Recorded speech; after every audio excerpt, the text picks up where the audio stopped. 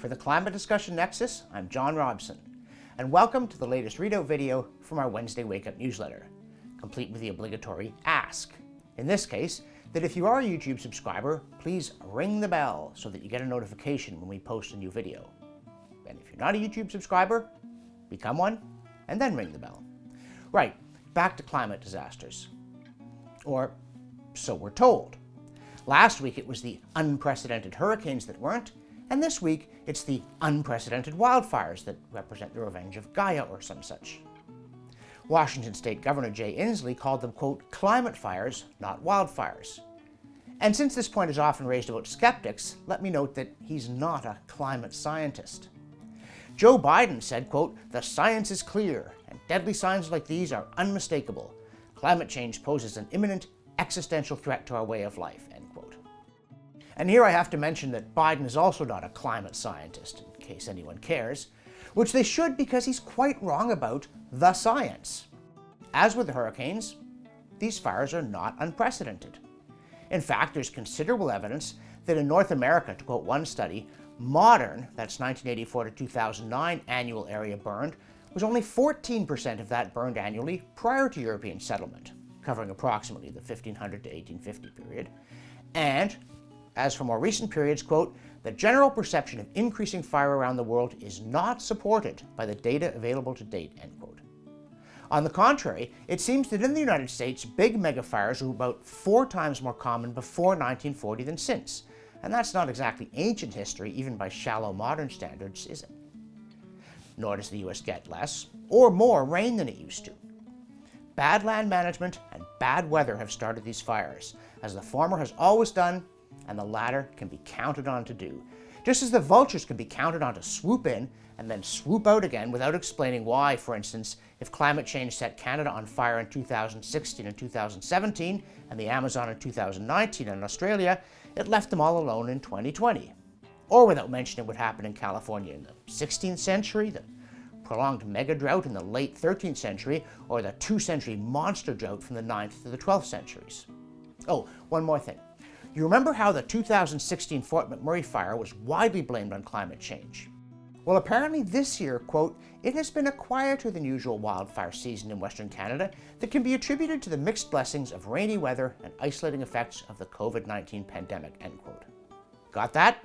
Global warming hammered Alberta in 2016 while sparing California, which I guess is on another globe.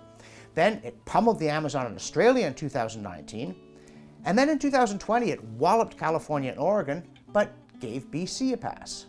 See, if it's bad, it's climate, and if it's good, it's just weather. The newsletter also talks about the weird bind that German Chancellor Angela Merkel is in, where she has to support this geopolitically crippling $11 billion Nord Stream pipeline to make her country and Western Europe more dependent on Vladimir Putin's natural gas, because she's made such a mess of her progressive Energiewende lurch away from reliable fossil and nuclear power to the wind and solar phantoms. We also ridicule the Wall Street Journal for buying a stark warning from an advisory panel to the top US commodities regulator, that's the Commodities Future Trading Commission, saying, quote, climate change poses a major risk to the stability of the US financial system, end quote, and goes on to add that business people are too dumb to see it coming. Yep. Even the ones involved in commodities future trading, a vast, immensely complex, high-stakes system in which producers, consumers, and anyone else willing to put their money where their mouth is, buys and sells things on the future based on their estimate of how prices will move once all, risk factors are taken into account. Indeed, businesses are supposedly too dumb not just to see it coming, but to look out the window and see it now that it's here, because we're told it has already arrived, for instance, in the form of wildfires burning stuff up, which you'd think would reduce their value.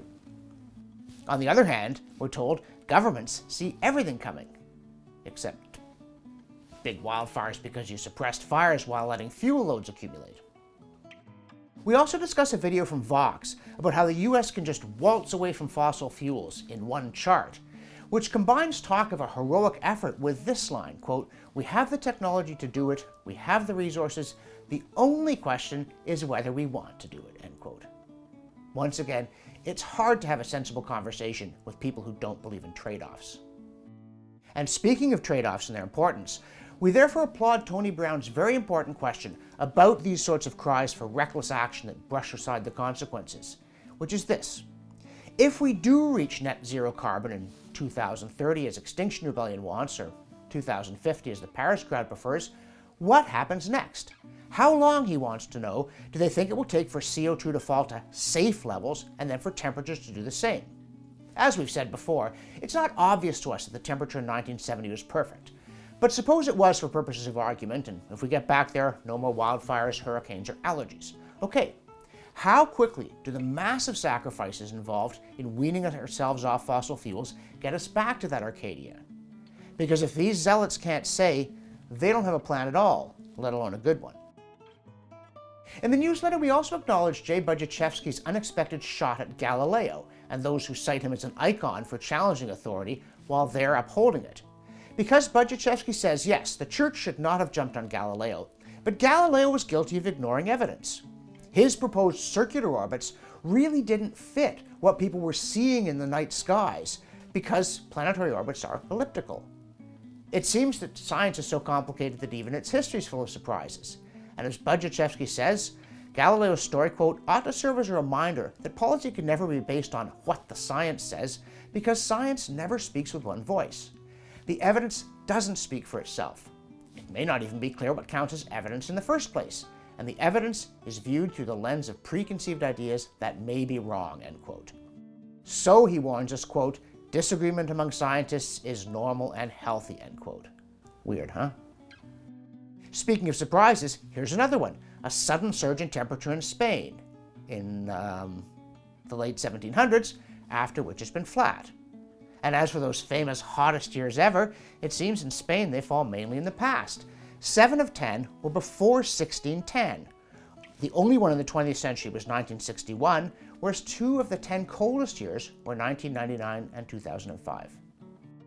Meanwhile, from our ongoing collaboration with CO2science.org, it seems that one effect of increasing carbon pollution is that it increases plant resistance to pathogens and thus increases crop yields. And another finding, these warnings that warming will cause the breeding cycle of birds to get out of sync with those of the prey animals they depend on, in Finland at least, those warnings are wrong. Visit our website, subscribe to the newsletter and the YouTube videos, like us on Facebook, follow us on Twitter, and give us money. For the Climate Discussion Nexus, I'm John Robson.